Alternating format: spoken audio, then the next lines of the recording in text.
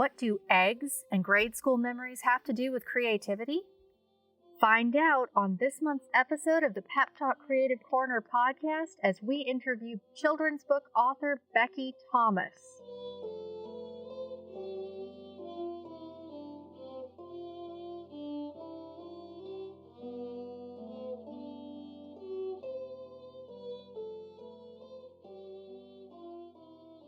Hello again, and welcome to the PepTalk Creative Corner Podcast.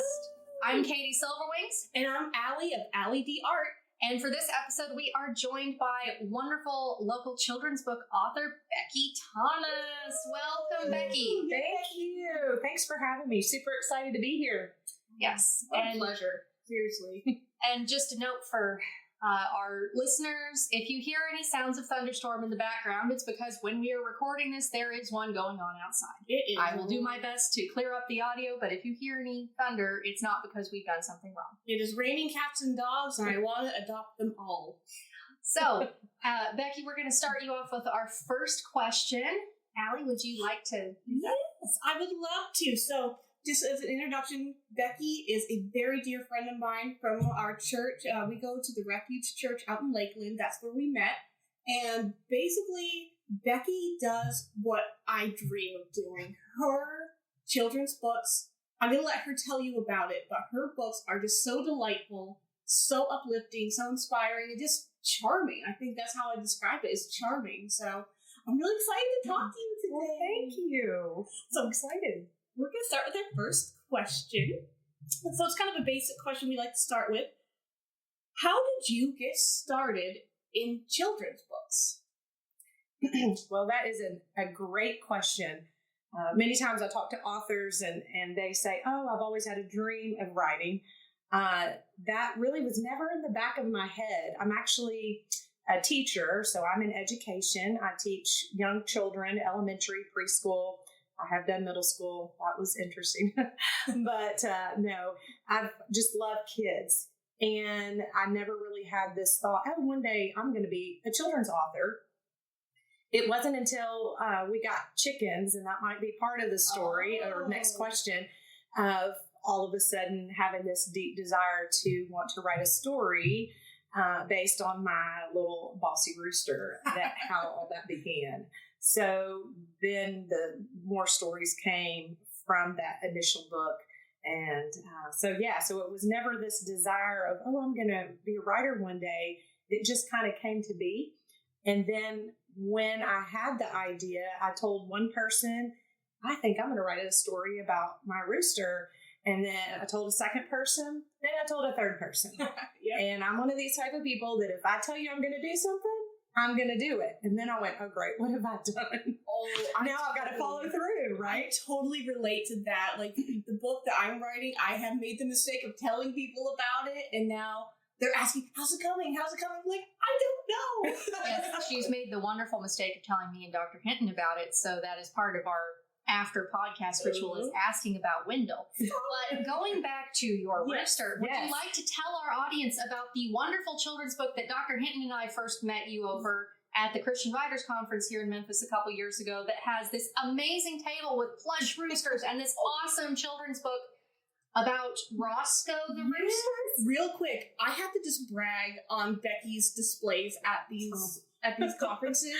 Your display stands out. Like, it looks like an adorable barnyard. Oh, it's thank you. Precious. And it's just, even though I know what your book is, I know what you're selling, what you're writing, I'm still curious every time. I just want to go right to your table and be like, it's Roscoe. Yay, it's Roscoe. So I'm going to let you tell us about Roscoe. You are so sweet. Please do. So how it all began, it was actually back in 2020. And which we all know that was a great year for the whole world. Oh, yeah. Yeah. And a lot of creativity has come out of it. You know, it's a great silver lining. 100%. Silverwings. Yes, 100%. I totally agree. And actually, just to even back up further, prior to COVID and the year the world shut down, actually many years ago when I turned the TV off is when the creativity began. Ooh, yeah. And when you're always filling your mind with other things, you don't have that ability to be creative. And so when we kind of turned the TV off, years ago, as far as, I might turn on for a little bit, but it's not what I long to go do. I actually long to go write now. I want to go and be more creative. What are more, stories that I can write? So fast forward now to 2020. And of course, with the food kind of getting short and all this, I thought, okay, I have 4 kids and a husband. There's 6 of us. What are we going to do with food? Hey, why don't we get chickens? Then I'll have like 7 eggs a day. So at least all of us will have 1 egg to eat. We won't starve to death. And so that was kind of how we got the chickens. Well, then it was my husband said, okay, well, if we have chickens, you probably want your dog, a dog, which turned into 2 dogs. So we had Layla and Piper, the Great Pyrenees.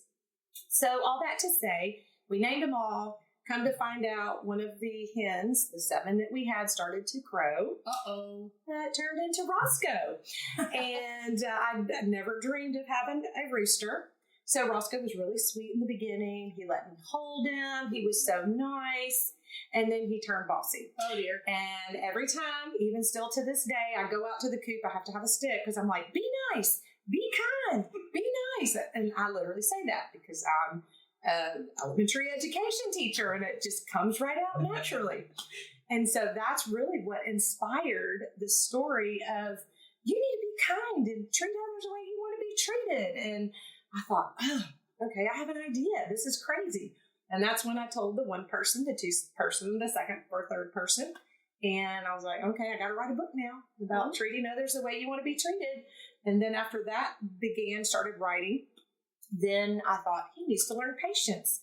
We need to have Roscoe learns to wait.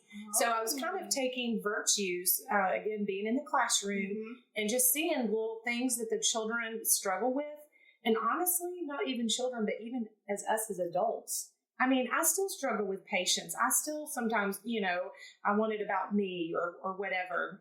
So it really, actually, my mom, we won't tell how old she is, but she said it's even for her age group too. She's like, Becky, I learned from Roscoe's stories as well. So, so that's kind of how it all began. So I told my husband, if we hadn't gotten chickens, Roscoe would have never come to be. So you hatched the idea. Yes. So yeah, it's one of those things that you're in the place you're supposed to be and the ideas come to you. Right. I'm not going to go down my story, but it's very similar as to how my characters found me when I was forced to be quiet and listen. That's right. 2020, lots of stuff, turning points for good things as well. You're right. But our next question for you is kind of leading into that. Allie, our next question? Yeah, so our next question is, well, what does your creative process look like? You said that when you turn off the TV, you want to write instead. So what is, take us through that process. Well, when the noise is kind of, eliminated as far as the, background noise, excess noise, it does really allow your mind to be creative and either whether it's writing or painting, because I enjoy painting as well. It really does put you in that place of just a calm sense, and just a place of stillness. Now, I don't get that every day, which I wish that we all had those moments because I still teach and I have grandchildren and still have a house with kids in it. And so it's kind of hard to find that place and space. But really, if I can my process, I guess, would be, I like writing things. If I have ideas, I pull up my notes and then it's digital. So I can, if I'm anywhere, if I'm outside or, at the park, or if I'm in my office or wherever, I have those ideas with me. So I don't have to go, oh, I left that in my drawer in my office and I had a great idea. So really my process would be using notes. That's my best friend. Yeah, adding things. It seems like you have a really good balance between what do we use technology for? Because we see our phones and it could be a blessing or a curse. Right. And I see the doom scrolling, the distractions, the constant noise. But now I'm also seeing that your phone can be a digital writer's notebook. Correct. I remember when I was in school, I took a class on writing children's books, basically. And it was always like, keep your writer's notebook with you wherever you go. But now it's like you're adapting technology into your writer's notebook. So I really appreciate that you're not just, oh, technology is terrible, technology is distracting. No, technology has its place in the creative field if you use it to enhance your creativity instead of taking away or replacing the creativity. I totally agree. Definitely a good way of putting it. I'm one of those people that I will take notes on my phone, and I'll have a notebook with me because you never know. And sometimes you're in places where your phone might be dying and you don't want to waste it. But in any case, so you've got your ideas, you get them all written down, and then you craft your story and things. Exactly. So I have a little tab where in my notes, and I share this when I go to schools, I do author visits, and I also actually do for younger children. And then for the older ones, I do where I go to the schools for 3rd, 4th, 5th graders, and I go through the writing process to encourage those older children to, hey, you could be an author or illustrator too. And I show them on my little slide where I have multiple different ideas for future Roscoe books. Now, will it come into be? I don't know. Maybe not. Maybe someday. But at least I know I have those ideas so that I don't have to sit and think and remember, oh, what was it that I thought? What was that idea? Or even in conversation, many times when I'm meeting people at different events, festivals, or conferences, they're like, man, you really need to write a book about, Roscoe doing this. I'm like, what a great idea. So then I pop that in my little notes, and maybe eventually it might turn into something. And I feel like this is something that reminds me of when I was talking to another friend of mine. So I was talking to her about sketchbooks the other day, and how, yes, an idea may be too complicated at the time, but still draw it out, like get the idea out. And then when you go back and revisit those sketchbooks, notebooks, someday, it could be years from now, it can still spark something. Yeah, that was the whole thing we did when I was in glassblowing school and different things. It was you keep your sketchbook, you put anything that you come up with in there. It does not have to be good. It does not have to be pretty. It just has to be there and exist so that then you can draw on it when you're doing stuff. So now, Becky, I'm not as familiar with your book as I'd like to be. Do you do your own illustrations, or do you have an illustrator? That is an excellent question. And that's one thing I do share with my kids when I do these author visits, that I am the author, but not the illustrator. I actually have an illustrator that I work with. He's actually Ukrainian, and I found him online, and we go back and forth. I reach out to him. Hey, I've got another idea. Can you do this? And part of the process, which I know was another question, but I actually put all of my ideas, because in my head, it's almost kind of like writing a movie or writing a book, is that I have all these ideas in my head, and then I have the words, and then I try to mesh what is that I want it to look like in that particular scene. So I use clip art, and then I'll send it to my illustrator, but I also give him the freedom to be in his element and be creative. This is the idea. You go have fun with it. And that's kind of what we do. Like, I've seen these illustrations from Roscoe, and like your writing paired with his illustrations, all the color, all the it looks beautifully hand drawn. And I will say, for our audience, there will be a link in the description of this podcast where you can go to Becky's website and see all these lovely illustrations, because words cannot quite capture just how perfect for her books these are, and the collaboration between you and your illustrator works really well. And having an author, because again, Allie and I are both illustrators to some extent, having an author who can provide an idea of, this is what I'd like, now you know what we're going for, here you go, and just some indications, that is the ideal process for this. Right.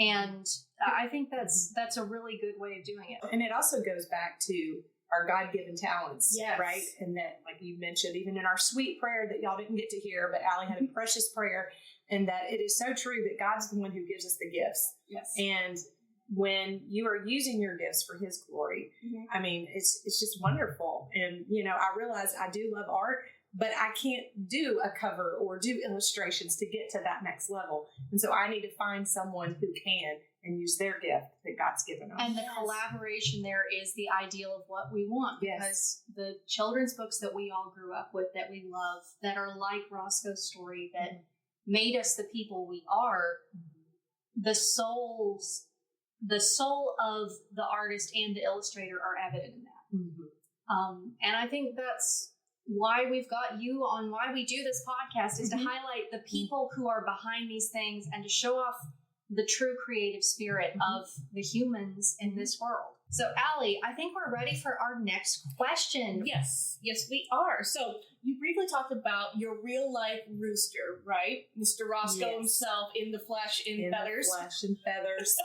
So, that kind of leads into our next question about where does creativity come into the writing process, which we just talked about. So, maybe, like, you talked about inspiration. So, where does your real life inspiration fuel Roscoe and his future? And since we know you also keep chickens and small children, where does creativity come into dealing with chickens and small children as well? If you want to expand onto that. And creativity or the inspiration, well, again, having animals, I love animals. I love children.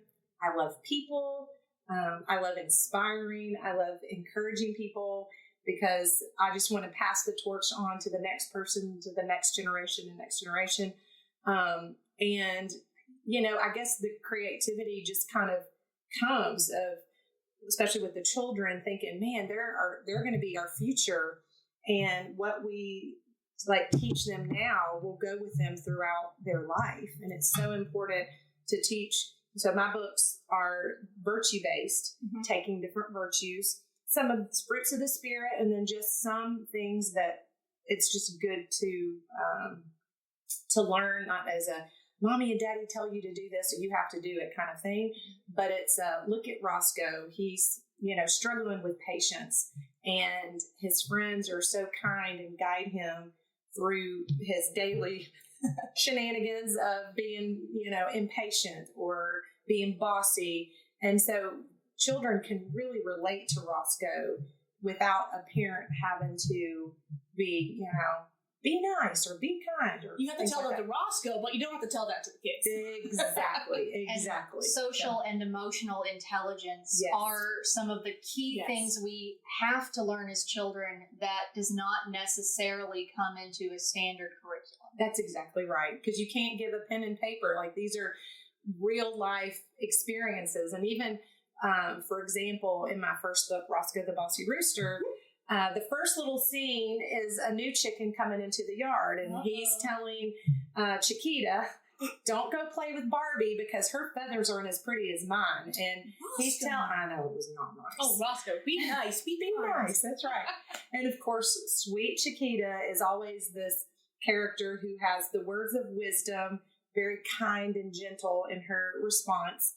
And, Roscoe, that's not kind. You should treat others how you want to be treated. To be friendly, you say nice things, welcome them, all that good stuff.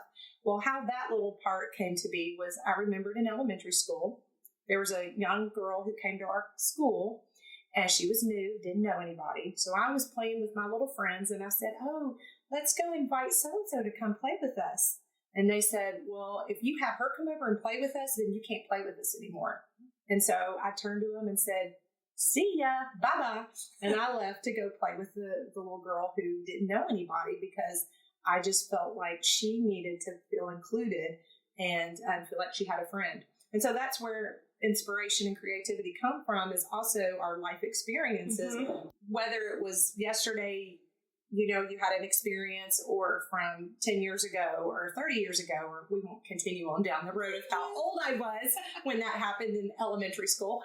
The creativity can come out of our past experiences as well. I love that. Yeah. And as an author myself, anybody who's read my stories that are for adults and readers of all ages, but it is that a lot of the interactions that I'm playing with my characters is based on stuff that I have either experienced or that my friends and my family have experienced. There's a lot of that distilling the world around you into this is what we need to learn from this. Now let's look at these characters so that you can process it without it being about you, so that you don't feel targeted or lectured. A lot of my stories are about friendship and being kind to people who are very different from you. But it is that I totally get some of my elementary school stuff has come up in my books too. I love it. Inspiration can really come from anywhere. It really can. And I really appreciate that you are having a, like, for lack of a better word, a flawed protagonist. You know, like, I was actually just listening to this video about how a lot of movies and everything these days have the protagonist, there's nothing that has to change about the protagonist. They're perfect. It's their world around them that has to change. But no, I don't find that, like, personally, and I feel like that's not as relatable for younger viewers, younger readers, that we're all flawed. We're all little Roscoe sometimes. Exactly right. Amen. And that you have your little Roscoe who has a friend who has the words of wisdom. You have him learn and grow. That's going to be so much more impactful than any, like, perfect protagonist these days. And those are the lessons that kids are going to remember. Like, I remember, you know, like, all the characters I read as a child, they still live with me. And how many years later? Well, yeah, I mean, I have the Frog and Toad omnibus in my bedroom. I need to show you at some point out. I think I have it too. It's kind of, there is a happy medium in children's literature between the hero's journey and the pilgrim's progress. Oh, I like right. that. And Roscoe seems to be right in the middle of that, which is that sweet spot of there's still something going on, but we're going to learn from it even if we're not being, for lack of a better term, preached at. Right. Something else, I'm just geeking about Roscoe because I love him so much. So sweet. My number one fan. Yes. Next to Mom. Oh, okay, I'll be second to Mom. That's fine.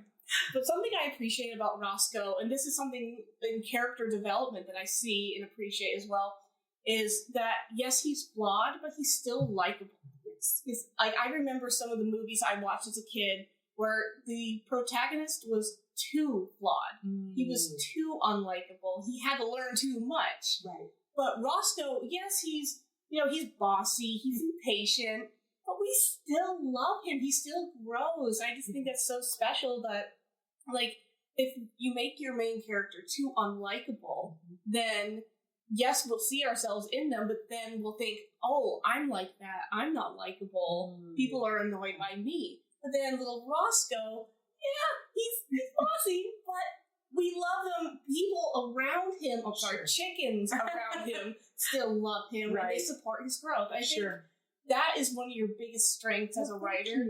So we love Roscoe, flaws and all. I love it. Thank you. That is very, very kind. Yes. And now we're ready for our next question. Yes. Our next question is, what keeps you coming back to writing? We know you love it, but what else? What keeps you coming back to writing more Roscoe? Well, honestly, what keeps me going to continue to write more Roscoe is just this desire to think, wow, there's another virtue that I need to tackle. I've had people say, oh, are you going to, well, it was really funny. I was at a festival and this mom came up and said, do you have a book on lying?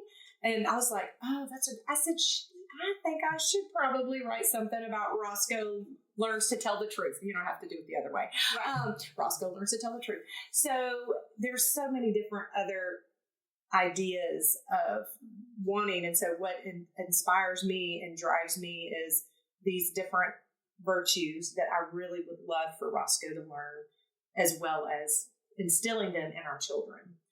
Because that's really what my driving force is because, like I said, I love children, I love people, and just really trying to share these virtues as they're young. So the reinforcement of lessons, and I'm sure that also part of what keeps you going is that your chickens keep giving you more ideas. Eggs. Absolutely. And the eggs. I eggs. love the eggs. And in fact, I'll post a picture on social media soon. They're finally laying, because another little fun fact is that chickens kind of stop laying in the winter because that's just the way God's created their cycle, is just to kind of stop. which is really sad because then I have to buy eggs. And it's like, what? I have chickens at home and I have to go buy eggs. But now my girls are starting to give us our pretty blue and white and tan and brown eggs. Okay, I just got another inspiration for Roscoe. Oh boy. About learning to take a break. See? Yeah. That's awesome. Yes. We all need to take a break still. sometimes. I think that pretty much sums up that question. So shall we go on to our next one? Yes. This one I'm excited for because you have not only inspired me, but I have come to one of your workshops before. So I'm very excited to hear what you have to say for what advice do you have for other creatives? Oh, wow. That's a big question. Great question. How long do we have? I'm just kidding. Well, I'm here all day. Pick some highlights. Sure. And editing Katie will do the rest. Love it. Honestly, my driving force, I had a couple little things. Is one, every day just move the needle a little bit. Okay, because when we as writers or creatives, many times we see the whole big picture and you're like, oh, how am I going to get all this done? I have other things in my life that's going on. And if each day you can just move that needle a little bit more, you're going to look back and go, wow, look at what I've accomplished. And so I would say definitely keep moving forward. The other thing is that do scary things, right? Do things that make you feel uncomfortable. And I did that. I reached out to a local bookstore that I wanted to do a story time, and I'd been putting it off for about 2 years. Yeah, you heard me right, 2 years. And so what I did is I got a little sticky note, and I put it up on my computer, and I said, Becky, just do it. And I stuck it up there. And so finally, by looking at that sticky note, it encouraged me and inspired myself to just call. So I called, talked to the person. They were like, yes, absolutely. We'd love for you to come. And I thought, you mean to tell me I could have called you 2 years ago?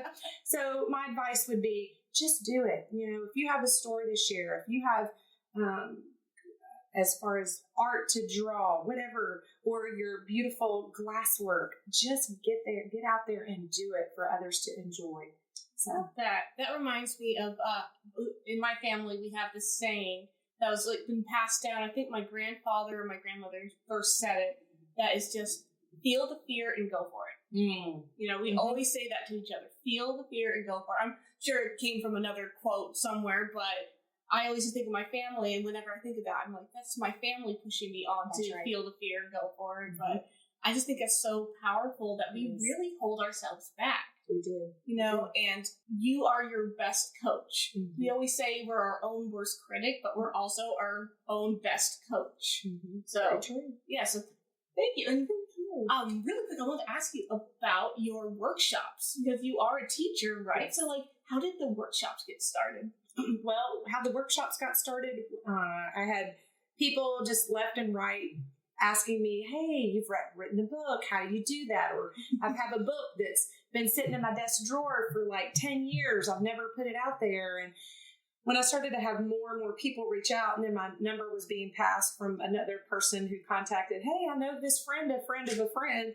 And I thought, okay, I don't have enough days in the year to be able to meet with multiple different people. And so the best way to do that was to gather everybody together by doing workshops, because many times too, when you're in a group with other people, you can collaborate. Some of the same questions might pop up, and then each other person can encourage each other. And so it was really, my husband was like, you need to do workshops. I'm like,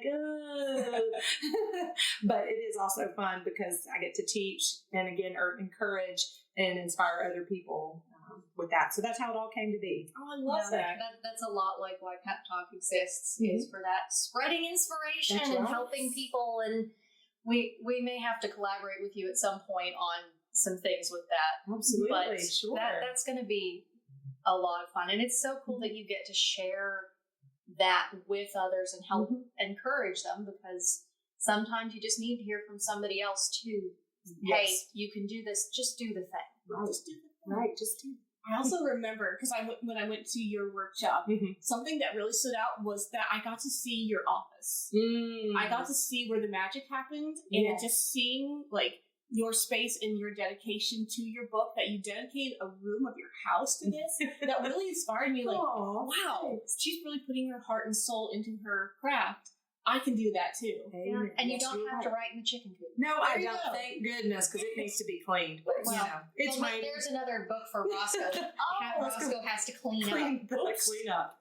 But I think we're getting pretty close towards the end of our time, so it's a good point to move on to our favorite question. It's our favorite. I don't know if you're prepared for this Oh, or not, but boy. it's going to be a fun question. Oh yeah. So, Allie, would you like to ask the question? I would love to ask the question.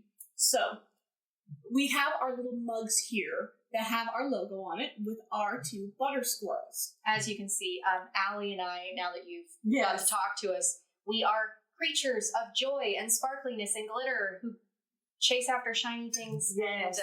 and like all of that sort of things and are a little bit nuts.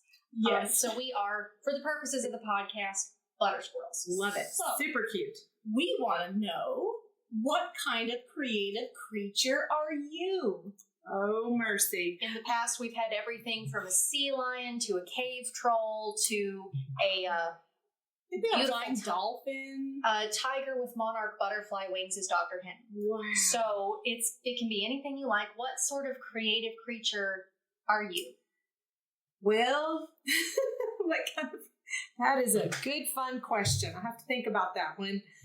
Let's see here. Well, I love all animals, but I know it's got to be a creature. But Well, we have had a cave troll, so you can pick whatever sort of critter you like. It's our way of personifying your creative spirit. oh, wow! I mean, what keeps coming to my mind is I love my dogs. I love my Great Pyrenees dogs, and they're just the best dog ever. As far as not only are they protectors, but they are,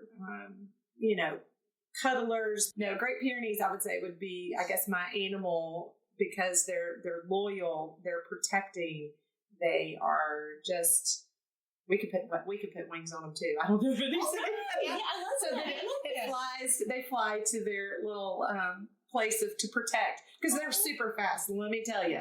So And considering that your work involves herding children yes, and yes. chickens, I'd say a herding dog like a Great Pyrenees is a perfect answer for that for you. Thank you. Just that love. My grandparents had one when I was a kid, Mhm. and that lovely, I am Fluffy, I am here to protect you, but also if you get out of the bounds of where you're supposed to be, I'm going to herd you back before you get into trouble. So I think, and considering that you write about chickens being something that can keep them out of trouble is probably You're keeping Roscoe out of trouble by teaching him lessons. Absolutely. We're trying. I that's love that. great. So that brings us to the end of our episode. So this is where we ask Becky, is there anything coming out in April or different things you'd like to tell our listeners about or anything like that? And where can our listeners find you? There will be all these links in the description, but we do like to tell them out loud. Absolutely. Well, I am trying to work on my 5th book. That's especially having 2 new grandbabies. I feel like I need to work on a board book. I've had a couple of people reach out over social media. Hey, do you have any board books? And at the time, I don't. So I'm trying to work on a 4th book with a collaboration with my husband. He's a solo piano composer. And so with this particular book, it's going to be, he's going to compose some lullaby solo piano pieces so that while you read the story, you can listen to his music so your child will sleep. So anyway, so that's what we're trying to work on. So we shall see if that's going to come to be this year, because we're also moving across state. So that's going to be a challenge, but it's definitely in the back of our minds to want to get that done. I'd love to write something with my husband and also have his music. And then where you can find all these is roscoetherooster.com. That is our website. It is Awesome. a great website And too. do you also have social media handles with that as Yes, well? we are on Facebook. So it's basically facebook.com/Roscoe the Rooster. And then we're also on Instagram, and that's just Roscoe _ the Rooster. Awesome. And those are the places to keep an eye out for that new book for when it comes out. Absolutely. And possibly to see some pictures of some eggs and chickens and All things like that. But awesome. So that brings us to the end of our episode. A future Katie will be coming in after the Harp Glissando with our announcements for April. So, Allie, shall we say thank you and cluck, cluck, goodbye to everyone? Yes. That was good. Thank you. I channeled my inner Roscoe. I love Yes, so from all of us here at PepTalk Productions, thank you again, Becky Thomas Thank and you. Roscoe the Rooster for being with us today. And we will see you next time we come together with another new creative creature. Yes, and I'll see you tomorrow at church. I love it. All right. Bye, everyone. Bye.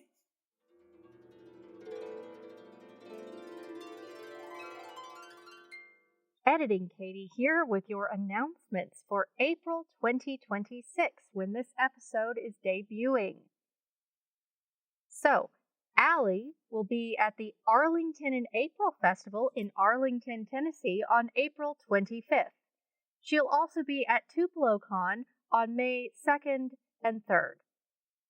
I, Katie Silverwings, will be at the Memphis Roller Derby team's spring opener game at the Pipkin Building on the Memphis Fairgrounds on April 25th. We hope to see you there.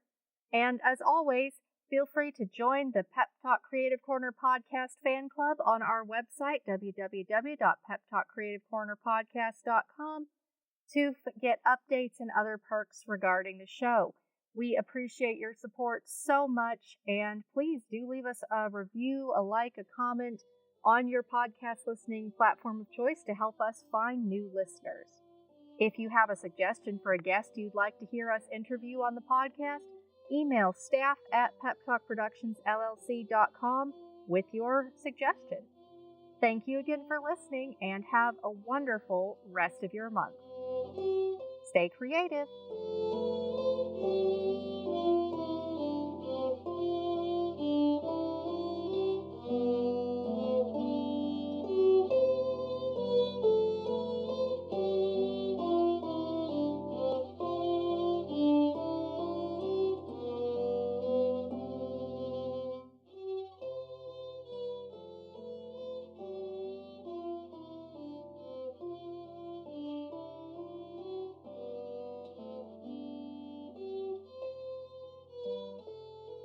The PepTalk Creative Corner podcast is brought to you by PepTalk Productions LLC and PepTalk Creative Arts.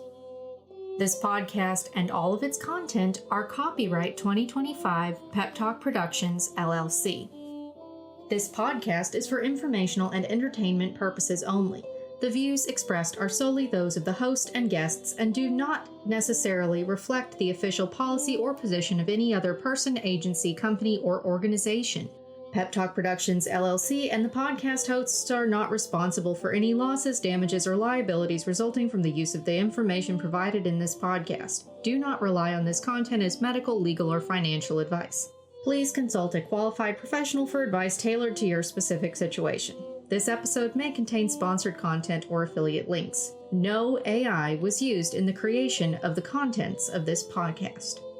You can find out more about the PepTalk Productions LLC catalog of books and services, as well as the PepTalk Creative Corner podcast by going to our website, www.peptalkproductionsllc.com.